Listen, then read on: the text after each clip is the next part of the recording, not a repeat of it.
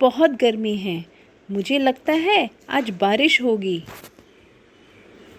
नहीं, मुझे नहीं लगता आज होगी। हो भी सकती है और शायद नहीं भी। तुम्हें पता है, जब मैंने लूडो खेला तो मेरा सीधा 8 आया। अरे क्यों झूठ बोलते हो? लूडो के पासे में या डाइस में तो सिर्फ 6 तक अंक ही होते हैं। ये तो असंभव सी बात है, बिल्कुल इम्पॉसिबल। मुझे लगता है अगर इस टब से मैं बॉल निकालूं तो नीली बॉल ही बाहर आएगी, बिल्कुल ब्लू कलर की बॉल। हाँ, तुम ठीक कह रहे हो, पक्का ब्लू कलर की बॉल ही बाहर आएगी। हमने जाना कुछ स्थितियाँ बिल्कुल सर्टेन होती हैं, या हिंदी में कहें तो निश्चित होती हैं, या कुछ स्थितियाँ ऐसी होती हैं जो बिल्कुल इम्पॉसिबल हो, यानी बिल्कुल असंभव। या तीसरे तरीके स्थितियाँ होती हैं जो हो भी सकती हैं और नहीं भी हो सकती, मे और मे नॉट हैपन, यानी जो हो भी सकती हैं और नहीं भी हो सकती।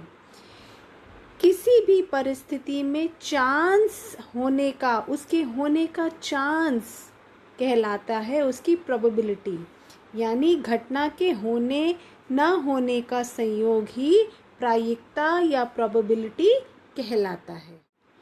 किसी भी घटना के होने की प्रोबेबिलिटी या प्रायिकता क्या होती है? उसका फॉर्मूला होता है फेवरेबल आउटकम्स अपॉन में टोटल नंबर ऑफ आउटकम्स, या हिंदी में कहें तो घटना के संभावित परिणाम बटा में घटना के कुल परिणाम। अब इन चीज़ों का मतलब क्या होता है? फेवरेबल आउटकम्स या संभावित परिणाम क्या होते हैं, हम एक उदाहरण द्वारा समझते हैं। आपने कभी कोई सिक्का उछाला है? जब आपने सिक्का उछाला तो आपका आया हेड या टेल, यानी चित या पट। तो अगर मुझे प्रायिकता निकालनी हो कि हेड आने की प्रायिकता क्या होगी, तो इस केस में हम देखेंगे कितने कुल परिणाम हैं। या तो हेड आ सकता है या टेल, यानी या तो चित या तो पट, यानी 2 तरीके के आउटकम्स पॉसिबल हैं, या कुल परिणाम सिर्फ 2 तरीके के पॉसिबल हैं। और हेड आने की प्रायिकता क्या है? हेड आने का चांस है सिर्फ एक बार। तो हमारा फेवरेबल आउटकम या संभावित परिणाम हो जाएगा 1, तो प्रायिकता हो जाएगी 1/2। संभावित परिणाम हमारा हेड सिर्फ 1 है और कुल परिणाम हमारे हेड और टेल 2 हैं, तो प्रायिकता हो जाएगी 1/2। अब मुझे एक बात बताएं, यदि आज ट्यूसडे है और कल वेंसडे होगा तो क्या ये पक्की बात है ऐसा होगा? इसकी प्रोबेबिलिटी क्या होगी? यानी अगर आज मंगलवार है और कल बुधवार होगा, क्या ये निश्चित सी बात है? आप कहेंगे हाँ बिल्कुल निश्चित बात है, 100% होगा ही होगा। तो श्योर इवेंट या निश्चित घटना की प्रायिकता होगी 1/1, यानी 1। यानी संभावित परिणाम क्या है कल कि बुधवार होगा? 1 परिणाम। और कुल परिणाम कितने हैं? बुधवार, वो भी 1। तो प्रोबेबिलिटी या प्रायिकता हो गई 1/1, यानी जो कि 1 के बराबर है। अब हम बात करते हैं अनिश्चित घटना की। जैसे मैं रिसेस में फ्लाई करूँगा, ये बात पक्की है कि बिल्कुल भी पॉसिबल नहीं है। यानी अवकाश में, यानी मध्याह्न अवकाश में, रिसेस में मैं उड़ूँगा, ये असंभव सी बात है कि नहीं? आप कहेंगे हाँ बिल्कुल असंभव सी बात है, कोई चांसेस नहीं। तो इसकी प्रोबेबिलिटी हो जाएगी 0/1, जो कि 0 के बराबर है। आपने एक और बार का भी ध्यान रखना है कि प्रोबेबिलिटी कभी भी नेगेटिव नंबर नहीं हो सकती, और वो 1 से ज़्यादा भी कभी नहीं होगी। यानी प्रायिकता कभी भी ऋणात्मक नहीं हो सकती और उसका वैल्यू 1 से ज़्यादा कभी भी नहीं होगा।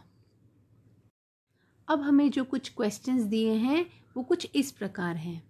आपको बताना है जो ये घटनाएं दे रखी हैं ये सर्टेन है, इम्पॉसिबल है, या फिर can happen but not certain. यानी ये जो घटनाएं दे रखी हैं वो निश्चित तौर पे होंगी, या इनका होना असंभव है, या ये हो भी सकती हैं परंतु कुछ पक्का नहीं कहा जा सकता। हमारा फर्स्ट पार्ट है you are older today than yesterday. आप कल से अधिक आयु के हैं। ये तो बिल्कुल निश्चित सी बात लग रही है। तो हमारा फर्स्ट का आंसर हो जाएगा सर्टेन या निश्चित। हमारा सेकंड पार्ट है, एक कॉइन को टॉस किया जाता है और हेड्स आएगा, यानी एक सिक्के को उछालने पर चित आएगा। अब ये हो भी सकता है और नहीं भी, हमारा हेड भी आ सकता है और टेल भी।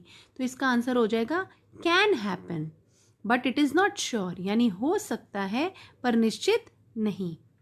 हमारा थर्ड पार्ट है, a dice when tossed shall land up with 8 on top, यानी एक पासे को फेंकने पर 8 आएगा। क्या ये पॉसिबल है?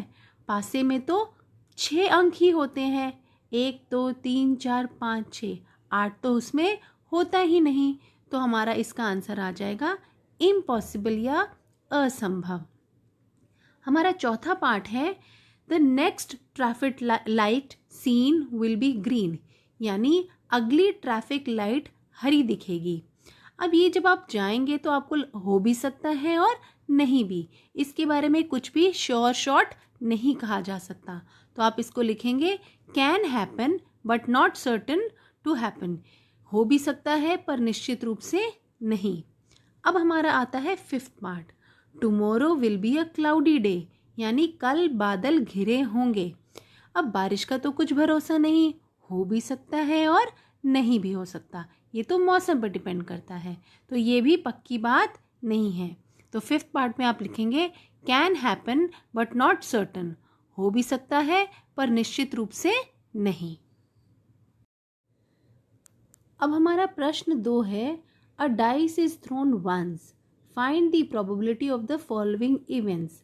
हम इन्हें चारों पार्ट्स के आंसर्स ढूंढने हैं, यानी एक पासे को फेंका जाता है और प्रायिकता ज्ञात करनी है। आपको 4 सवाल दे रखे हैं, हम इन्हें एक एक करके लेते हैं। यानी फर्स्ट केस में हमें देखना था getting a number greater than 2। जब आप डाइस फेंकते हैं तो आपके 6 आंसर्स आ सकते हैं, या तो 1 आएगा या 2 या 3 या 4 या 5 या 6, यानी कुल परिणाम कितने हो जाएंगे हमारे 6। टोटल पॉसिबल आउटकम्स हैं 6, और 2 से बड़ी संख्या आने की प्रायिकता यानी नंबर ग्रेटर देन 2, यानी 3 आ सकता है, 4 आ सकता है, 5 आ सकता है और 6, यानी 4 नंबर्स ऐसे हैं जो 2 से बड़े हैं। तो घटना के संभावित परिणाम या फेवरेबल आउटकम्स हो जाएंगे 4, और कुल परिणाम है 6। तो प्रोबेबिलिटी आ जाएगी 4/6, जो हम सरल करेंगे या सिंप्लीफाई करेंगे तो आंसर आ जाएगा 2/3। जब 4/6 को आप 2 से भाग करेंगे, दोनों तरफ ऊपर भी 2 से भाग करेंगे, नीचे भी 2 से भाग करेंगे, तो सिंप्लीफाइड फॉर्म में आंसर आ जाएगा 2/3। हमारा सेकंड पार्ट कहता है find the probability of getting a composite number, यानी भाज्य संख्या आने की प्रायिकता। इसको समझने से पहले ज्ञात करते हैं भाज्य संख्याएं क्या होती हैं।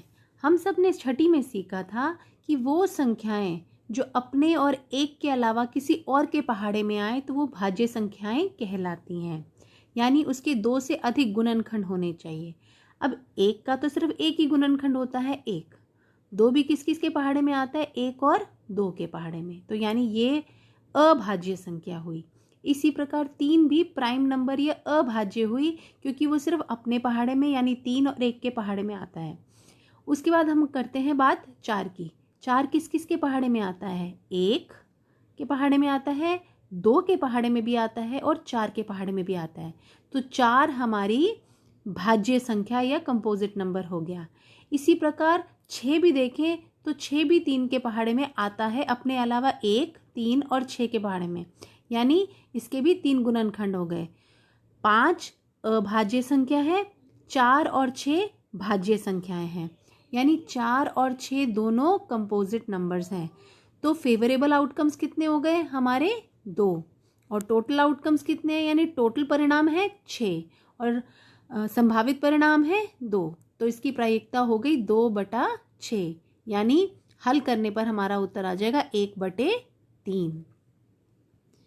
हमारा तीसरा प्रश्न है find the probability of getting an odd natural number.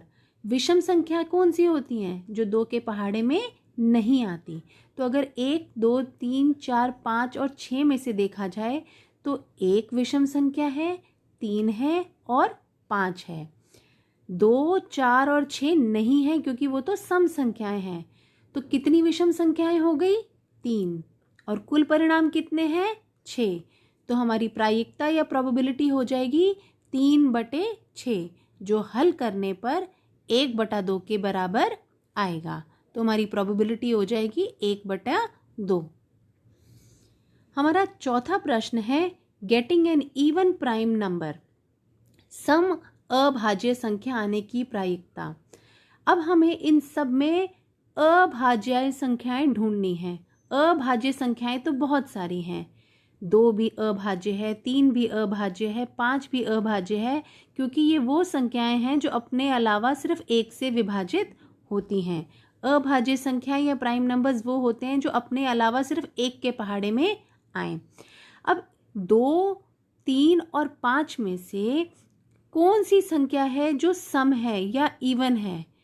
वो हम सब जानते हैं, वो सिर्फ 2 है।